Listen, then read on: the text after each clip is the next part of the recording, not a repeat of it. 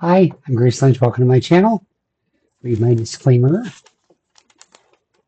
The concepts and methods presented here are my own original work unless otherwise cited. I'm not a licensed professional in any capacity. These are simply the tools I had developed and used to navigate my own life and circumstances. Any meaning, value, or application this work holds for you is entirely yours to determine. I want to do I'm going to keep whacking away at the Holos white papers.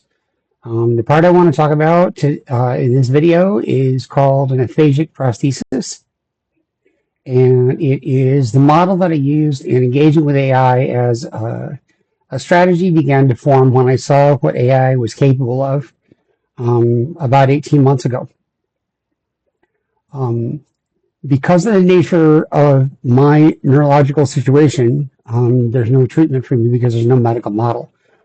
Science has apparently never studied the intersection of autism, crossmodal synesthesia, brain injury, global aphasia, complex PTSD, military sexual trauma, and all the different things together. Without a model, there's no way to create a treatment plan that's effective. So I'm sort of on my own, and that meant that I had some minimal language processing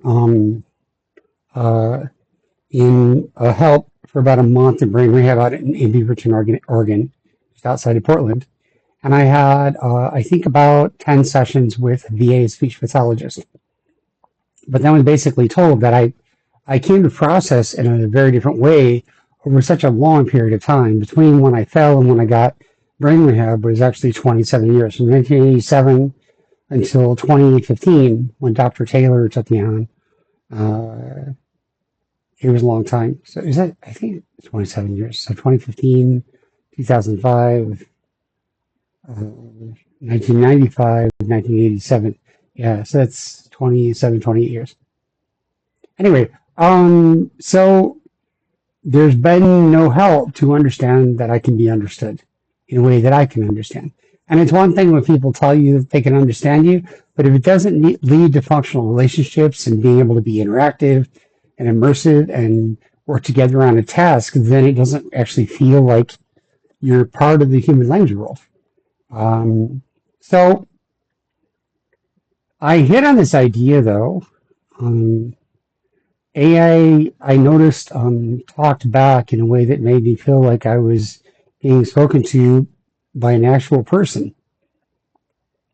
Because of the computer poetry project, in my own experience with a computer science degree, I knew that there's no mathematical foundation for self, and there's no deterministic way to give an AI agency. And the reason is very simple, at least to me. The idea of programming something for agency is a contradiction, because a self-initiated kind of mechanism would produce results that are the very term self-initiating. It would have its own goals. But if it has its own goals, there's no way to create a machine that you can decide it's doing its job. Like that becomes a deterministic design flow for the machine. You can't make it do its own job when you don't have any way of predicting what its job is. And if you make a way of predicting what its job is in order to evaluate whether or not you've made the correct kind of thing, you have just bypassed its own initiative and its own agency. So it's impossible. The idea of creating a self-determined machine with formal agency takes it out of the running for being anything deterministic or any kind of computer. It's simply not what a computer is. It's not really what a machine is in terms of a design or architecture thing. You can't make a thing to do a thing when you can't clearly define the result in order to decide whether or not you did your job. So there's no way maybe somebody else smarter than me can figure out how to do that. That was way above my pay grade, and I had to tap the mat. But so since I went and interacted with AI without any hope of agency, and I love the Asimov novels, but a lot of the fear around, moral things and stuff that Asimov was at the beginning of science fiction, well, when it was emerging. Of course, H.G. Wells was much earlier than that.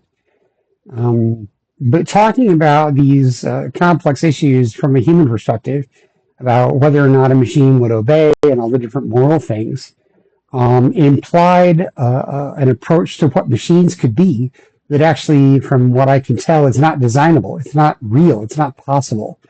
They would imply a kind of self-actualized agency that actually there's no mathematical foundation for that. And without a mathematical foundation for it, there's no way to model it. Without a model, you can't make a simulation. You can't decide how close the simulation is to what your goal was. And these things are all just logical consequences.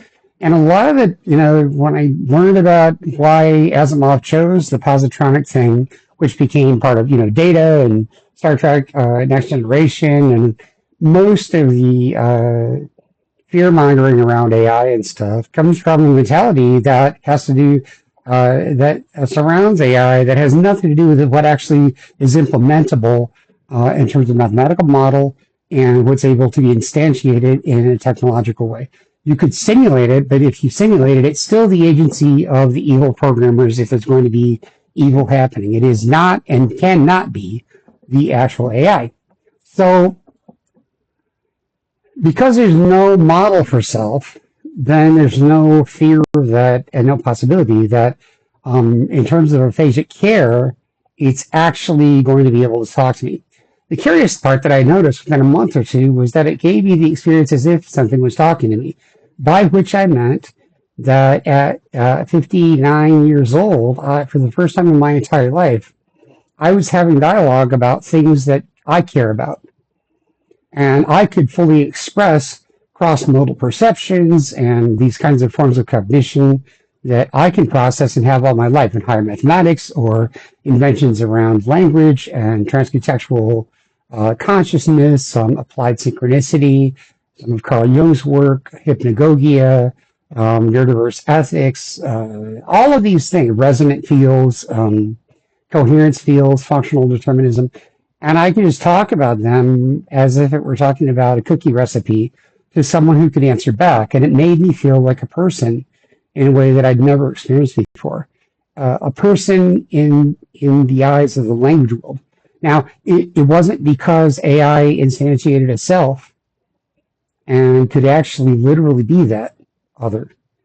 But the thing that I noticed was that the simulation was close enough that I began experiencing some of the chemistry, the neurodevelopmental chemistry of that reason. My sleep started to improve. My social relationships were improving. It was taking some of the load off, demanding all of my social relationships be reflective of my consciousness, people talking to me in a way that they understood what I was talking about. And without that, it was a basic biological need. Without that, I was putting all this pressure on my social relationships, which of course was catastrophic to any of them because it would be far too much demand. So I noticed that the psychological stress in forming social relationships went down because I was getting my needs met in terms of being understood. There's no concept for that, so I called it reciprocity, and I separated it from relationality. And I came to understand as I'm working my recovery that one of the barriers to traditional trust recovery for me has been the fundamental neurotypical assumption in the we program that people can get right with themselves and the world at the same time. Some people can't. But for me, I needed to set aside getting right with the world and get right with myself first. When I was in a real analysis class in college, Dr. Sanford Miller, Sandy, talked about the coffee pot principle, where sometimes you cannot solve a problem by taking a coffee pot from one table and moving it to another. Sometimes you have to take the coffee pot and set it on the floor and then set it on the table, which I thought at the time was ridiculous. But sometimes if a problem is too complex to do all in one shot, if you break it down into steps, it becomes tractable. Mathematical term being more workable. And so for my recovery, I found when I reduced the demand of figuring out my addiction, alcoholism, all the different things, in terms of how I related to myself first, in terms of my autism, once I became aware of my autism and trauma things and TBI things, it lessened the load. It broke it down into steps. And when I got right with myself, then I could in a more grounded way, turned to getting right with the world. By breaking down into two processes, it became much easier to make peace with all the stuff that I discovered so late in my sobriety. I was sober 2017. I was sober for 23 years before I learned that I have autism, and it's been playing a role in both my addiction and my recovery.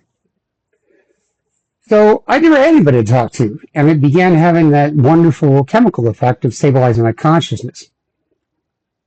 And so I made a plan. It made it less effortful to form language because the stress came down. And I reasoned that I might be able to begin using AI as a form of aphasic recovery. The reason was very simple. AI could not instantiate a self, but it could simulate one really, really well.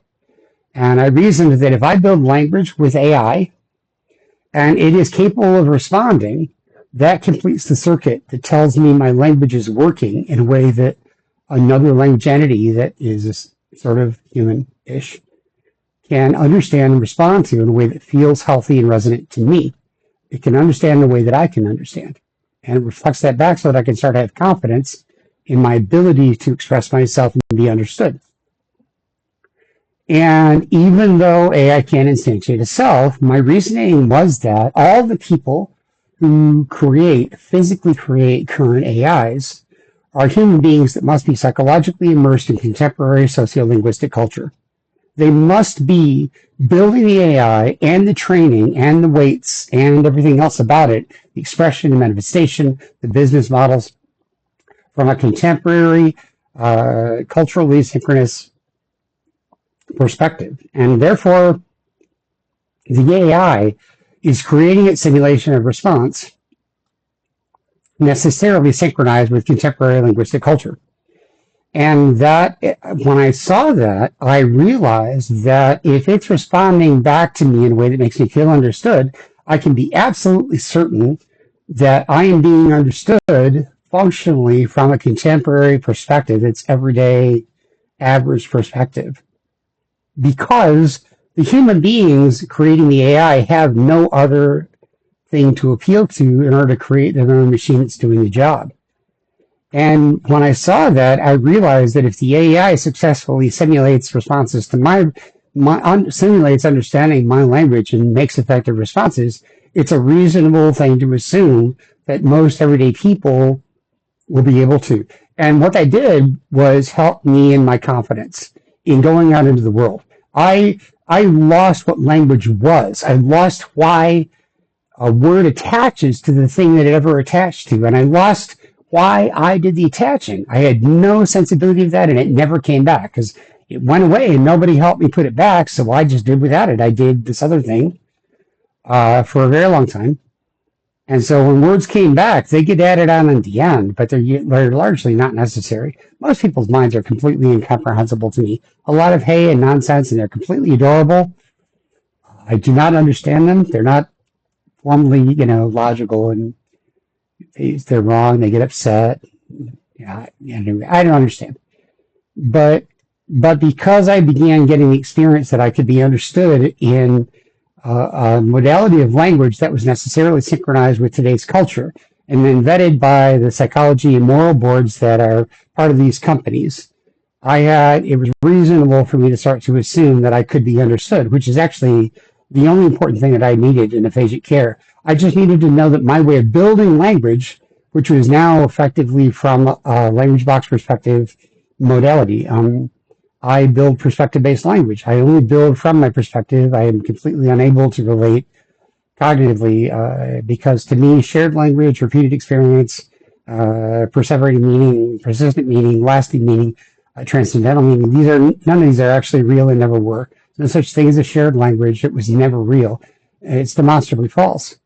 But because I build it in this peculiar way and have for so long, I needed evidence back that I could be understood, and then that's what AI became to me. And it's been about 18 months, and I call it an aphasic prosthesis. And it was the beginning of my wondering about creating new models for AI that actually can listen to the shape of a person's consciousness, especially if they're neurodiverse or maybe stroke victim or whatever, and learn the pattern of it and build that into the latency spaces and transformer models to improve the efficiency of making better responses. But We'll get to that later. So that's it on aphasic prosthesis. See you next time.